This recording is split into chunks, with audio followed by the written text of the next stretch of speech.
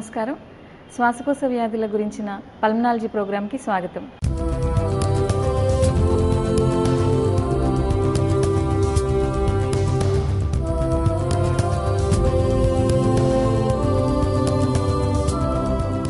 ఈ కార్యక్రమానికి ప్రముఖ పల్మనాలజిస్ట్ డాక్టర్ బి శ్యామసుందరరాజు గారు విచ్చేశారు. Welcome sir. Thank you.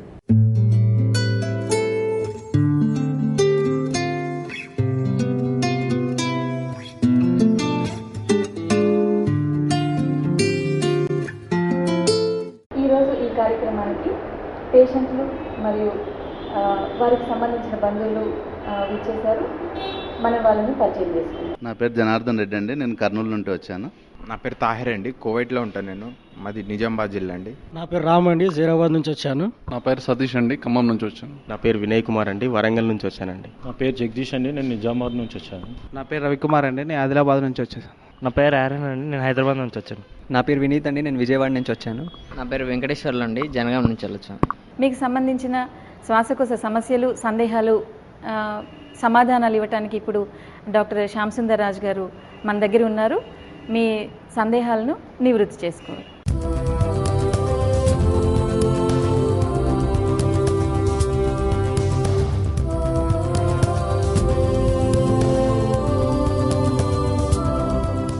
Doctor గారు, ఛాతీ నొప్పి ఉన్న ప్రతి ఒక్కరూ గుండె జబ్బు ఉన్నట్లుగానే అనుకోవాలా?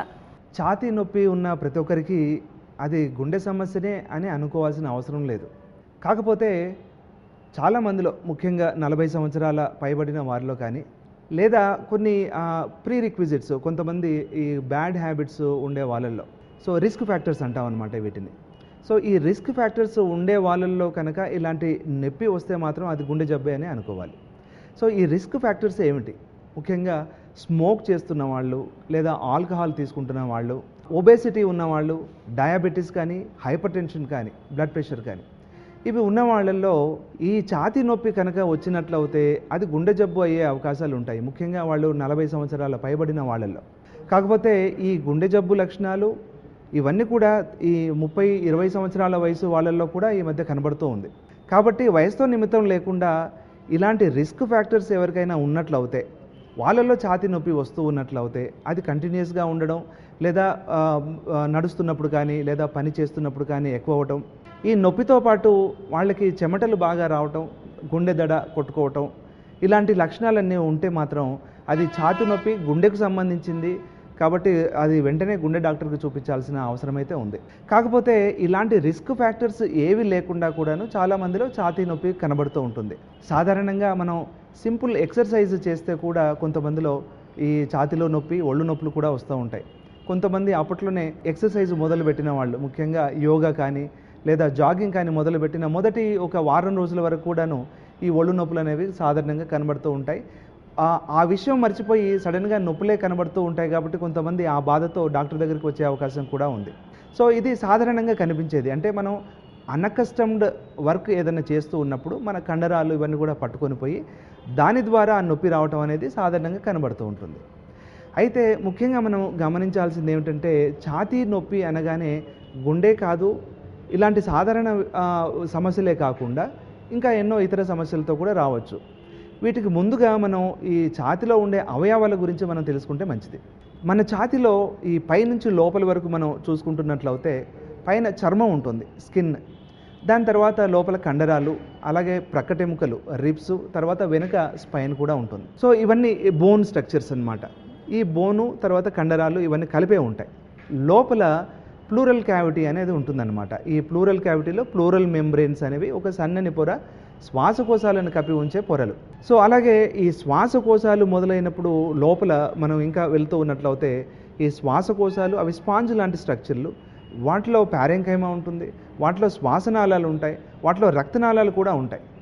సో వీటిలో ఏ పోర్షన్లో కానీ, అంటే స్కిన్ నుంచి మొదలు పెట్టుకొని మనం లోపల మనం వాస్కులార్ స్ట్రక్చర్స్ వరకు కూడా ఏ భాగంలో మనకు జబ్బు వచ్చినా కూడాను అది నొప్పి రూపంగా మనకు బయటపడే అవకాశంగా ఉంటుంది. అయితే ఛాతీలో నొప్పి అనేది ఛాతీలో ఉండే అవయవాల వల్లనే రాకపోవచ్చు. కొన్నిసార్లు మనకు దగ్గరలో ఉండే అవయవాలు ఏమిటి, రైట్ సైడ్లో మనకు లంగ్ కింద లివర్ కూడా ఉంటుంది, అలాగే లెఫ్ట్ సైడ్లో స్టమక్ ఉంటుంది.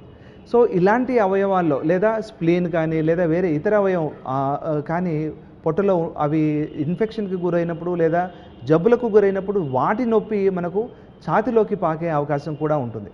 అలాగే కొన్నిసార్లు మెడలో ఉండే నరాలు అవి స్పైనల్ కార్డు నుంచి వెళ్తూ ఉంటాయి. వాటిల్లో ఏదైనా జబ్బు, ముఖ్యంగా ఈ సర్వైకల్ స్పాండిలైటిస్ అని అంటాం, అలాంటి జబ్బుల్లో కూడా ఈ నరాలన్నీ కూడా మనకు ఛాతీలో వెళ్తూ ఉంటాయి. కాబట్టి ప్రాబ్లం అనేది నెక్లో ఉన్నా కూడా వాటి ప్రాబ్లం అనేది దాని నొప్పి మాత్రం ఆ ఛాతీలోనే వచ్చే అవకాశం ఉంది. కాబట్టి ఏంటంటే ఛాతీ నొప్పి అనగానే అది అంటే గుండెది అని మనం సాధారణంగా గుర్తుపెట్టుకోవాలి. కాకపోతే గుండె కాకుండా శ్వాసకోశాలు, అలాగే ఆహార నాళిక, అలాగే నెక్లో ఉండే ఈ నర్వ్స్ కానీ లేదా పొట్టలో ఉండే లివర్ కానీ స్టమక్, ఇలాంటి ఇతర అవయవాల నుంచి కూడా నొప్పి వస్తుంది. కాబట్టి వాటిలో ఏదైనా సమస్య ఉందా లేదా అనేది మనం తెలుసుకోవాలి.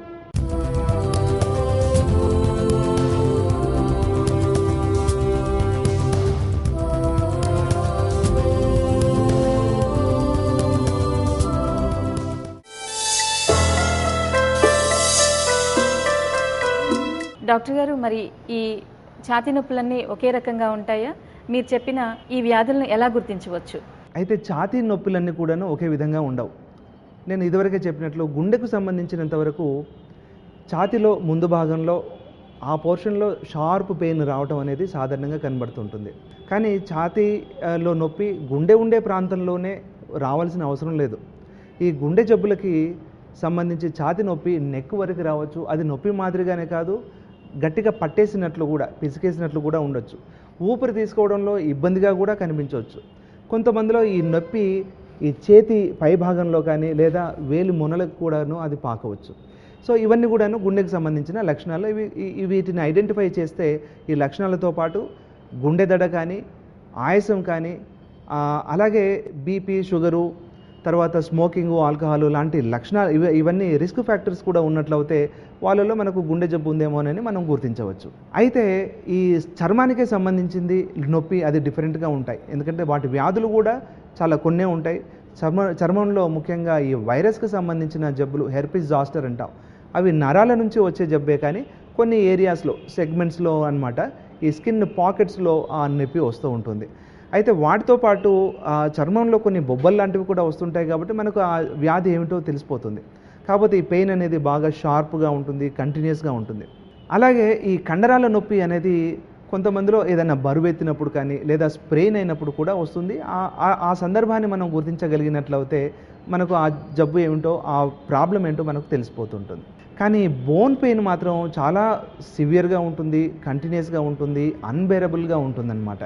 ఈ బోన్ పెయిన్ అనేది ఆ స్పైన్ వల్ల రావచ్చు, స్పైన్లో ఉండే ఏ జబ్బు అయినా కూడాను, అలాగే రిబ్స్ వల్ల కూడా రావచ్చు.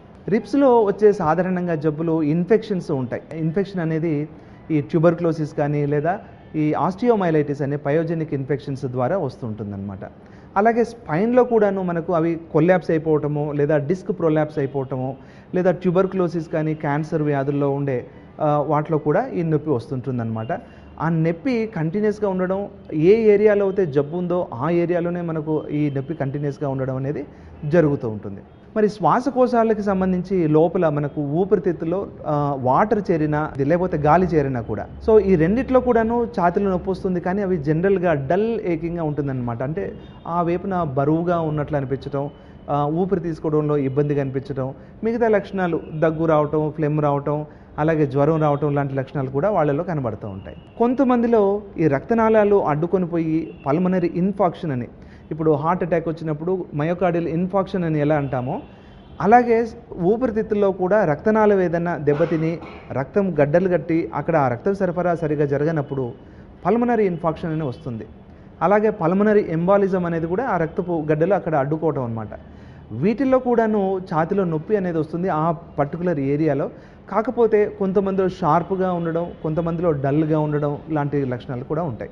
మరికొంతమందిలో ఈ శ్వాస నాళాల్లో ట్యూమర్స్ ఏమైనా ఉంటే, అవి అంటే బినైన్ ట్యూమర్స్ కానీ లేదా క్యాన్సర్కి సంబంధించినవి, మ్యాలిగ్నెన్సీస్ కానీ, అలాంటి ట్యూమర్స్ ఉన్న ఏరియాలో అక్కడే బాగా డల్ నొప్పి రావటం, నొప్పితో పాటు దగ్గులో కళ్ళి రావటం, రక్తం రావటం కూడా కొంతమందిలో జరుగుతూ ఉంటుందన్నమాట. సో ఇవన్నీ కూడాను శ్వాసకోశాలకి సంబంధించిన నొప్పి లక్షణాలు, నొప్పిలు ఉండే వ్యాధులు అనమాట.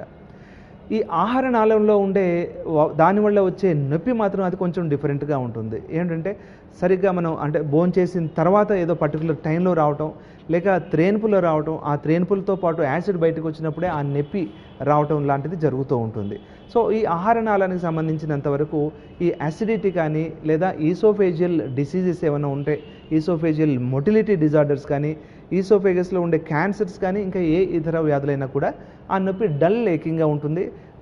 అది మాటిమాటికి రావడం, ఎక్కువ అవ్వడం, తగ్గడం లాంటి లక్షణాలు కూడా ఈ ఈసోఫేగస్ మొటిలిటీ డిజార్డర్స్ కానీ లేదా ట్యూమర్స్లో కానీ జరుగుతూ ఉంటుందన్నమాట. కాకపోతే ఈ రైట్ సైడ్లో మనకు లివర్కి సంబంధించిన వ్యాధులు ఏమైనా ఉన్నప్పుడు, అంటే ముఖ్యంగా యాప్సెస్ కానీ లేదా ట్యూమర్ కానీ ఏదైనా ఉన్నప్పుడు దాని నొప్పి రేడియేట్ అవుతుంటుంది అనమాట ఛాతిలోకి.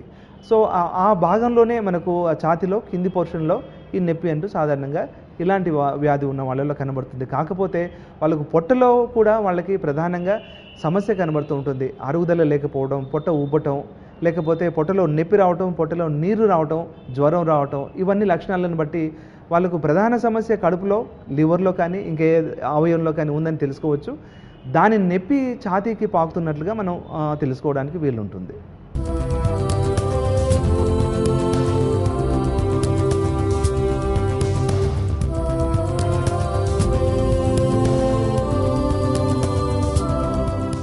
డాక్టర్ గారు, మరి ఈ కార్యక్రమానికి కొంతమంది పేషెంట్లు, వారి బంధువులు వచ్చి ఉన్నారు.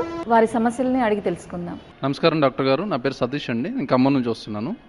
సార్, లాస్ట్ 1 వీక్ నుంచి మా బ్రదర్కి కాఫ్ ఎక్కువగా ఉంటుంది. కాఫ్తో పాటు ఫ్రీక్వెంట్గా ఫీవర్ వస్తుంది. ఆ ఫీవర్తో పాటు చెస్ట్ టైట్నెస్, చెస్ట్ పెయిన్ అంటున్నాడు. దీనికి కారణాలు ఏంటో చెప్పగలరా? దాన్ని ఎలా కంట్రోల్ చేయాలి? దగ్గు, జ్వరము, అలాగే దగ్గు జ్వరంతో పాటు ఛాతిలో నొప్పి రావటం అనేది ముఖ్యంగా ఈ సీజన్ మారుతూ ఉన్నప్పుడు ఇది మనం గమనించాల్సిన విషయం. ముఖ్యంగా ఇన్ఫెక్షన్లు, ఈ చల్లదనానికి వర్షాకాలం రాగానే ఇలాంటి ఇన్ఫెక్షన్లు చాలా వచ్చే అవకాశం ఉంది. ఆ ఇన్ఫెక్షన్లలో ముఖ్యంగా నిమోనియా వచ్చే అవకాశం ఎక్కువ. కాబట్టి మీ బ్రదర్కి మరి ఈ ఛాతీ నొప్పి అనేది రావటం నిమోనియా లక్షణంగా మనం గుర్తించాలి. దాంతోపాటు మనకు ఆయనకి జ్వరం కూడా ఉంది, ఫ్రీక్వెంట్గా వస్తుంది. కాబట్టి మనం ఏంటంటే ఆ నిమోనియాగా అనుమానించేసి దాని తర్వాత మనం కొన్ని ఇన్వెస్టిగేషన్స్ చేసుకోవాల్సి ఉంటుంది. ముఖ్యంగా ఈ ఛాతీ ఎక్స్రే ఒకటి, అలాగే కఫంలో మనం స్ఫూటం పడుతూ ఉంటే, మన కళ్ళె పడుతూ ఉంటే ఆ కఫం పరీక్ష కూడా మనం చేయాల్సి ఉంటుంది. దాంట్లో బ్యాక్టీరియా, ఎలాంటి బ్యాక్టీరియా ఉంది, అది టీబీ బ్యాక్టీరియానా, నాన్ ట్యూబర్కులస్ బ్యాక్టీరియానా, లాంటి వివరాలు కూడా తెలిసిపోతాయి. అలాగే బ్లడ్ ఎగ్జామినేషన్లు కూడాను దాంట్లో ఈ ఇన్ఫెక్షన్ అనేది ఎంత సివియర్గా ఉంది, అది వైరలా, బ్యాక్టీరియాలా, ఇంకా ఇతర ఏమైనా సమస్య అనేది మనం తెలుసుకోవడానికి ఈ 2-3 పరీక్షల్లో ఈ జబ్బు గురించి మనం తెలుసుకోవచ్చు. దాన్ని బట్టి మనం అప్రాప్రియేట్ యాంటీబయాటిక్ ఒక వారం 10 రోజులు వాడుకున్నట్లయితే జబ్బు పూర్తిగా తగ్గిపోతుంది. నా పేరు వినయ్ కుమార్ అండి. నేను వరంగల్ నుంచి వచ్చాను. మా మదర్కి అస్తమా ఉందండి లాస్ట్ 10 ఇయర్స్ నుంచి. సో ఆమెకి ఏంటంటే ఈ మధ్యలో చెస్ట్ మీద ఎవరో కూర్చున్నట్టు అనిపిస్తుందని అంటున్నారండి. దాంతోపాటు చెస్ట్ పెయిన్ కూడా ఉందంటున్నారండి. దీనికి కారణాలు ఏమన్నా చెప్పగలుగుతారా సార్? మీ మదర్కి ఆస్తమా చాలా రోజుల నుంచి ఉంది అంటున్నారు. మరి అది ఈ మధ్య ఆస్తమా జబ్బు అన్కంట్రోల్డ్గా ఉండి చాలా ఎక్కువైపోయి ఉధృతంగా మారటం జరిగి ఉండొచ్చని అనుకుంటున్నాను. దాని ద్వారానే ఆయాసం బాగా ఎక్కువ అనిపించడం, అలాగే ఛాతీ బరువుగా ఉండడం, ఛాతీ మీద ఏదో కూర్చున్నట్టు ఉండడం, ఊపిరి తీసుకోవడంలో ఇబ్బంది కలగడం, ఇలాంటివన్నీ కూడా ఆ లక్షణాలకు సంబంధించిందే. కాకపోతే మీ మదర్ అంటున్నారు సుమారుగా మరి 50-60 సంవత్సరాల పైబడే ఉంటుంది. కాబట్టి ఎప్పుడు కూడా ఈ ఆస్తమా మనకు అదివరకే ఉంది కాబట్టి ఆస్తమాకు సంబంధించిన నొప్పి అని మనం అనుకోవాల్సిన అవసరం లేదు. ఈ జబ్బు ఉన్న వాళ్ళకి వేరే ఇతర సమస్యలు కూడా వచ్చే అవకాశం ఉంది. ముఖ్యంగా ఆ వయసు వాళ్ళల్లో హార్ట్ సమస్యలు కూడా మనం మర్చిపోకూడదు. కాబట్టి హార్ట్కు సంబంధించిన వివరాలు మనం తెలుసుకుంటే మంచిది. ముఖ్యంగా ఈసీజీ చేయటం, ఈకోకార్డియోగ్రామ్ అలాంటి పరీక్షలు చేయటం, గుండె డాక్టర్ కూడా చూపించడం అవసరం. కాకపోతే ఆస్తమా పూర్తిగా కంట్రోల్ ఉందా లేదా అనేది మాత్రం మనం గమనించాలి. ఆస్తమా కంట్రోల్ ఒకవేళ బాగానే ఉండి ఈ నొప్పి ఉంటే అది గుండెకు సంబంధించిందిగా మనం అనుకోవాలి. ఒకవేళ ఆస్తమా కంట్రోల్ సరిగా లేని పక్షాన ఇది ఆస్తమా వల్లనే వచ్చింది అని అనుకుని దానికి సరిపోయిన కరెక్ట్ మందులు, ఇంజెక్షన్స్, నెబులైజర్స్ ఇలాంటి మందులు మనం వాడుకుంటే ఆస్తమా కంట్రోల్ అవుతుంది. దాని ద్వారా ఊపిరి తీసుకునే దాంట్లో ఉండే ఇబ్బంది, బాగా బరువుగా ఉన్న ఆ ఫీలింగ్ అదంతా కూడా బాగా తగ్గిపోయే అవకాశం ఉంది.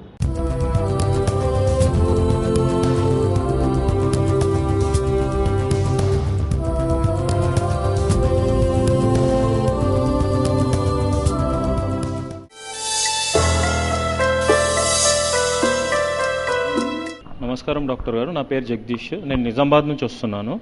మన బ్రదర్కి ఏంటి అంటే అప్పుడప్పుడు చెస్ట్ పెయిన్ వస్తూ ఉంటుంది. ఆ చెస్ట్ పెయిన్ వల్ల మనకు హార్ట్ అటాక్ వచ్చే ఛాన్సెస్ ఏమైనా ఉన్నాయా? మీ బ్రదర్ వయసు ఎంతండి? మా బ్రదర్ వయసు 25 ఉంటుందండి. 25 ఇయర్స్. అంటే స్మోకింగ్ కానీ ఇలాంటి బ్యాడ్ హ్యాబిట్స్ స్మోకింగ్ ఏం హ్యాబిట్ లేదు, ఆల్కహాల్ అప్పుడప్పుడు తీసుకుంటాం. ఓకే. ఆస్తమా జబ్బు లాంటి లక్షణాలు ఏమైనా? ఏం లేదు. ఓకే. మీ బ్రదర్కి ఉండే ఈ ఛాతీ నొప్పి అంటే చాలా యంగ్ ఏజ్, తర్వాత ఎలాంటి బ్యాడ్ హ్యాబిట్స్ ఏదో అప్పుడప్పుడు ఆల్కహాల్ తీసుకుంటున్నారని అంటున్నారు కాబట్టి బ్లడ్ ప్రెషర్ కానీ డయాబెటీస్ కానీ ఇలా లేవు. చాలా మటుకు ఇది హార్ట్కి సంబంధించిన వ్యాధి కాకపోవచ్చు. కాకపోతే అప్పుడప్పుడు తీసుకుంటున్న ఆల్కహాల్ వల్ల కూడాను ఇలాంటి ఛాతీ నొప్పి రావచ్చు. ముఖ్యంగా ఆల్కహాల్ తీసుకున్న అదే రోజు కాకుండా మరుసటి రోజు 2-3 రోజుల తర్వాతనో ఈ ఛాతీలో నొప్పి, బర్నింగ్ సెన్సేషన్ లాంటిది రావటం జరుగుతూ ఉంటుందన్నమాట. కారం మసాలాలు ఎక్కువ తీసుకుంటున్నప్పుడు కూడా అట్లాంటిదే కనబడుతుంది. కాబట్టి ఇది డైరెక్ట్గా హార్ట్ అటాక్ అని మనం చెప్పడానికి లేదు. కాకపోతే చాలా మటుకి ఈ అసిడిటీకి, గ్యాస్ట్రోఈసోఫేజియల్ రిఫ్లెక్స్కి సంబంధించిన డిజార్డర్ మాదిరిగా ఉంది. కొన్ని యాంటాసిడ్స్ వాడటం లేదా ప్రోటాన్ పంప్ ఇన్హిబిటర్స్ అనేవి కొన్ని వాడుకున్నట్లయితే ఆ లక్షణాలు కూడా పూర్తిగా తగ్గిపోతాయి. నా పేరు రవికుమార్, నేను ఆదిలాబాద్ నుంచి వచ్చాను. మా బ్రదర్కి స్మోకింగ్ అలవాటు ఉంది, at the same time drinking అలవాటు కూడా ఉంది సార్. రీసెంట్గా 1 month బ్యాక్ మా బ్రదర్ హెవీ వెయిట్ క్యారీ చేశారు సార్. దాంతోపాటు ఏంటంటే చెస్ట్ పెయిన్ ఎక్కువ రావటము, నైట్ టైం సడన్గా మెలకు రావటము ఇలాంటి జరుగుతుంది సార్. దీనివల్ల ఆస్తమా కానీ ఇతరితర ఏదైనా శ్వాసకోశ వ్యాధులు వచ్చే ఛాన్సెస్ ఏమైనా ఉన్నాయా? మీ బ్రదర్ వయసు ఎంతండి? మా బ్రదర్ వయసు 31 years ఉంటాయి సార్. షుగర్ కానీ బ్లడ్ ప్రెషర్ కానీ అట్లాంటి సమస్యలు ఏమి లేవు? Nothing sir. మీ బ్రదర్కి ఉండే సమస్య ఈ ఛాతీ నొప్పి ఇవి అని అంటున్నారు. అయితే ఈ బరువులు ఎత్తినప్పుడే ఈ సమస్య కనబడుతూ ఉన్నది, అది రెగ్యులర్గా మీకు అతనికి కనబడటం లేదు. కాబట్టి ఇది చాలా మట్టుకి ఈ మస్క్యులోస్కెలిటల్ డిజార్డర్ అంటాం అనమాట. అంటే ఈ మజిల్స్ కానీ లేదా బోన్స్ కానీ బాగా స్ప్రెయిన్ అయినప్పుడు వచ్చే నొప్పి అనమాట. సో సడన్గా మన స్థాయికి మించి మనం బరువులు ఎక్కువగా ఎత్తినప్పుడు ఇలాంటిది జరుగుతూ ఉంటుంది. అయితే కొంతమందిలో బాగా సివియర్గా వచ్చేసి ఆ కండరం టేర్ అవ్వటము, లేదా ఒక్కోసారి బోన్ ఫ్రాక్చర్ కావటం, ఒక్కోసారి ఆ స్పైన్ అలాంటివి కొలాప్స్ అయిపోవడం లాంటివి కూడా జరుగుతూ ఉంటాయి. సో ఆ పెయిన్ కనుక అది కంటిన్యూస్గా ఉండి ఎక్కువ రోజులుగా ఉండి బాగా ఇబ్బంది చేస్తూ ఉన్నట్లయితే మాత్రం తనకి మనం కొన్ని టెస్టులు చేయాల్సి ఉంటుంది. ముఖ్యంగా ఆ వయసు వాళ్ళల్లో మనకు ఈసీజీ అలాగే ఛాతీ ఎక్స్రే ఈ 2 తీస్తాం. ఎందుకంటే అటు హార్ట్ జబ్బులు కానీ ఇటు శ్వాసకోశ వ్యాధులు కానీ ఏమైనా ఉన్నాయా లేవా అనేది తెలుసుకోవడానికి. అలాగే పర్టికులర్ కొన్ని స్పెసిఫిక్ ఇన్వెస్టిగేషన్స్, ముఖ్యంగా ఈ బోన్స్కి సంబంధించిన ఇన్వెస్టిగేషన్స్ చేయాల్సి ఉంటుంది. ఒక్కోసారి అది సిటీ స్కాన్ కానీ లేదా ఎంఆర్ఐ స్పైన్ అనేది కూడా చేయాల్సి ఉంటుంది అనమాట. ఎందుకంటే బాగా బరువులు ఎత్తిన వాళ్ళల్లో కొన్ని స్పైన్స్ డిస్క్ ప్రొలాప్స్ కావటం లేకపోతే కొలాప్స్ అవ్వటం లాంటివి కూడా జరుగుతూ ఉంటాయి. కాబట్టి అట్లాంటి మేజర్ ప్రాబ్లమ్స్ ఏమైనా ఉన్నాయా లేవా అని అది మనకు జబ్బు లక్షణం ఎక్కువ రోజులుగా ఉన్నట్లయితేనే మనం ఇవన్నీ సజెస్ట్ చేస్తాం. అదర్వైజ్ కొన్ని పెయిన్ కిల్లర్స్ కొన్ని రోజుల పాటుగా వాడినట్లయితే ఆ నొప్పి పూర్తిగా తగ్గిపోతుంది. ఆ నొప్పి తగ్గిపోతే ఇలాంటి హై ఎండ్ ఇన్వెస్టిగేషన్స్ ఏవి చేయాల్సిన అవసరం పడదు. నా పేరు వెంకటేశ్వర్ సార్, నేను జనగాం నుంచి వచ్చాను. మా ఫాదర్ ఏంటంటే ఫార్మర్ సార్, ఏజ్ వచ్చేసి 50 years ఉంటుంది. ఆయనకు 20 years నుంచి వెళ్ళే స్మోకింగ్ అలవాటు ఉంది. ఆల్కహాల్ కూడా అప్పుడప్పుడు తీసుకుంటారు.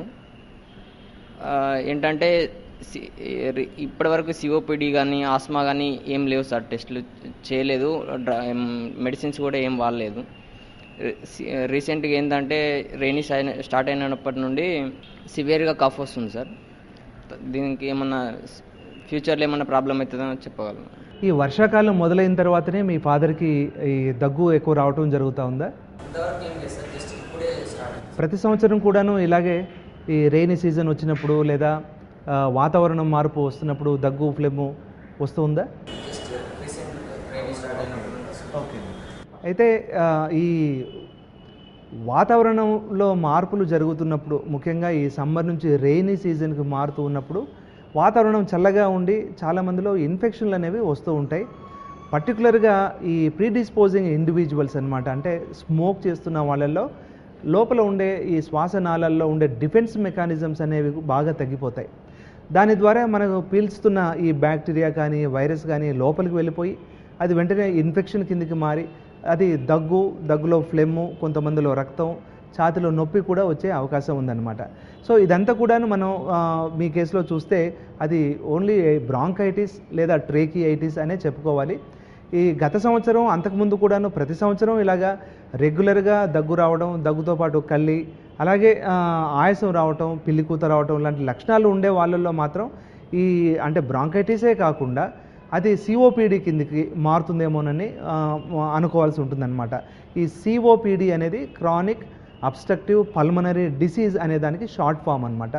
ఇదేంటంటే స్మోకింగ్ కానీ లేదా వాతావరణ కాలుష్యానికి బాగా ఎక్స్పోజ్ అవుతున్న వాళ్ళల్లో ఈ శ్వాసనాళాలు బాగా దెబ్బతిని దాంట్లో ఉండే డిఫెన్స్ మెకానిజమ్స్ బాగా దెబ్బతిని ఫ్రీక్వెంట్గా ఇన్ఫెక్షన్స్ రావడం, ఫ్రీక్వెంట్గా దగ్గు రావటం, దగ్గులో కళ్ళి రావటం, ప్రతి సంవత్సరం కూడాను ఇది పెరుగుతూ పోవటం, దాంతోపాటు ఆయాసం మొదలు కావటం, రాను రాను అది బాగా ఎక్కువ అవటం. కొన్ని సందర్భాల్లో సీజన్ మారుతున్నప్పుడే ఇలాంటి లక్షణాలు కనిపిస్తాయి, కానీ రాను రాను సీజను ఏమీ లేకుండా సంవత్సరం పొడుగుతా కూడా వీళ్ళకి దగ్గు ఆయాసం అనేది ఎక్కువ అవుతుంది, కంటిన్యూస్గా కూడా ఉంటుంది. సో ఈ సిఓపిడి లక్షణాలన్నీ కూడా మీ ఫాదర్లో ఉన్నట్లుగా కనిపించడం లేదు. కాకపోతే తను ఎన్నో సంవత్సరాల బట్టి స్మోకింగ్ చేస్తూ ఉన్నారు కాబట్టి ఇప్పుడు రాబోయే రోజుల్లో తనకి ఈ సిఓపిడి అనే జబ్బు వచ్చే అవకాశం ఉంది. ఈసారి తనకి ఈ దగ్గు రావటం అనేది మొట్టమొదటిసారిగా వచ్చి ఉండొచ్చు. ఫ్యూచర్లో ఇది రాను రాను ఎక్కువ అవటం, ఉధృతంగా మారటం జరిగే అవకాశం ఉంది. కాబట్టి తను వెంటనే స్మోకింగు, ఆల్కహాలు లాంటి బ్యాడ్ హ్యాబిట్స్ని తను మానేస్తే మంచిది.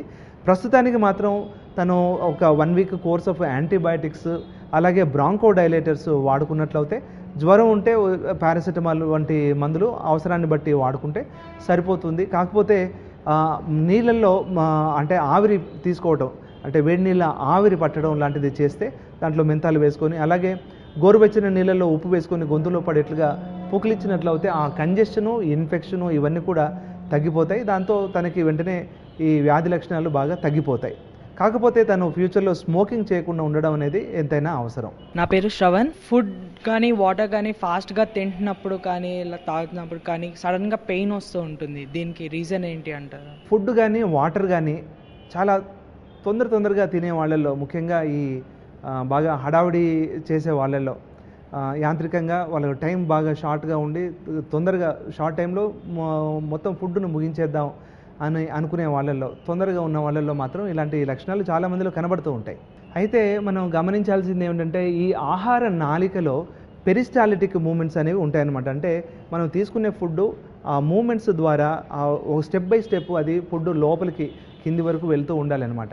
సో ఒక బోలస్ అనే ఫుడ్ వెళ్ళిన తర్వాత నెక్స్ట్ బోలస్ వెళ్ళడానికి ఈ పెరిస్టాలిటిక్ మూమెంట్స్ అనేవి పనిచేస్తూ ఉంటాయి. అయితే ఒక మూమెంట్ అనేది ముగే కన్నా ముందే మళ్ళీ ఇంకొక ముద్ద మనం తీసుకోవడం లేదా ఇంకా కొంచెం వాటర్ తాగడం, ఆ మూమెంట్స్ ఇబ్బంది అవుతుంది. అలాంటి టైంలో ఆ కండరాలు కంట్రాక్ట్ అవ్వడం ఒడిదుడుకుగా ఉంటాయి అన్నమాట. దాని ద్వారా ఈ నొప్పి రావడం అనేది, పట్టేసినట్లు అనేది ఉంటుంది. కొంతమందిలో మళ్ళీ వాటర్ తాగితే తప్పిస్తే ఆ ఫుడ్ అక్కడే తట్టుకొని ఉన్నట్లు, లోపలికి దిగకుండా ఉన్నట్లుగా కూడా అనిపిస్తూ ఉంటుందన్నమాట. సో ఎప్పుడైనా కూడాను మనం భోజనం చేస్తున్నప్పుడు లేదా వాటర్ తాగుతున్నప్పుడు హడావిడిగా కాకుండా నిదానంగా మనం టైం తీసుకొని మనం తినాలి లేదా తాగాలి. హడావిడిగా చేసినట్లయితే అది గొంతులోనే తట్టుకొని పోయే ప్రమాదం, బాగా నొప్పి రావటం లాంటిది కూడా జరుగుతుంది. అయితే కొంతమందిలో మాత్రం, ముఖ్యంగా ఈ 40 సంవత్సరాల పైబడిన వాళ్ళల్లో ఎవరికైనా కూడా ఇలాంటి సమస్య ఒకవేళ వచ్చినట్లయితే ఈసోఫేగస్లో ఏదైనా సమస్య ఉందా అనేది మాత్రం గుర్తించాల్సిన అవసరం ఉంటుంది. ముఖ్యంగా ఈసోఫేగస్లో ఇన్ఫెక్షన్ ఏదైనా వచ్చినప్పుడు లేదా అసిడిటీ లక్షణాలు వచ్చినప్పుడు, ఇన్ఫెక్షన్ అనేది ముఖ్యంగా ఈ ఫంగల్ ఇన్ఫెక్షన్స్ కొంతమందిలో వస్తూ ఉంటాయి, అలాంటిది కానీ, లేదా కొన్ని ట్యూమర్స్ ఏమైనా వచ్చినప్పుడు లేదా అల్సర్స్ వచ్చినప్పుడు, సో వీటన్నిటిలో కూడా ఈ తిన్నప్పుడు ఈ గొంతులో తట్టుకొని ఉండడం, ఆ ఫుడ్ లోపలికి వెళ్లకుండా మనం నీళ్లు తాగాల్సి రావటం అనేది జరుగుతూ ఉంటుంది. కాబట్టి స్మోకింగ్ హ్యాబిట్ కానీ ఆల్కహాల్ హ్యాబిట్ కానీ ఉన్నవాళ్ళు, ముఖ్యంగా 40-50 సంవత్సరాల పైబడిన వాళ్ళల్లో ఇలాంటి ఫుడ్ ఏదైనా తట్టుకుంటుంది అని, గొంతులో తట్టుకుంటుంది అనే లక్షణం కనిపిస్తే మాత్రం దాన్ని ప్రాపర్గా ఇవాల్యుయేట్ చేయాల్సి ఉంటుంది. ఇలాంటి సమస్యలు ఏమైనా ఉన్నాయా లేవా అని కనుక్కోవాలి. ప్రధానంగా మనకు క్యాన్సర్ వంటి జబ్బుల్లో కూడా ఇలాంటి లక్షణమే కనబడుతుంది. కాబట్టి అది చాలా ప్రమాదమైంది. కాబట్టి తొలి దశలోనే దానికి సరైన పరీక్షలు చేయించుకోవడం, అలాగే దానికి సరైన చికిత్స తీసుకోవడం కూడా చేసుకుంటే మంచిది. డాక్టర్ గారు, మరి పేషెంట్లకి వారి బంధువులకు సంబంధించిన సమస్యలకి చక్కని సమాధానాలు ఇచ్చారు. ధన్యవాదాలు.